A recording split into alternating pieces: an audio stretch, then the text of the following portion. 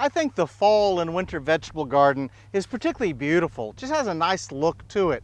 One of my favorite cool season crops to grow is cabbage. It's really easy to grow, and even a novice gardener can be successful with cabbage. Cabbage is very hardy. The cold that we have here during the wintertime isn't really going to bother it in the least, and that allows us to grow cabbage all the way through the winter months. Now I'm standing here at a planting of cabbage at La House on the LSU campus. La House is a project of the LSU AgCenter that looks at home gardening and illustrates sustainable landscaping.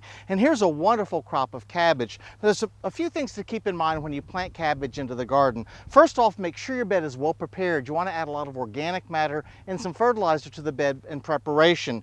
When you plant the little cabbage transplants, they're really small, but understand cabbage plants grow to be quite large. And if you want a nice sized head, you have to give the plants room to grow. So normally we space cabbage around about 2 feet apart. Now cabbage grows happily in the garden, producing these lovely blue-green leaves. Eventually it will begin to head up. Now when you harvest your cabbage, you don't go by the size of the head.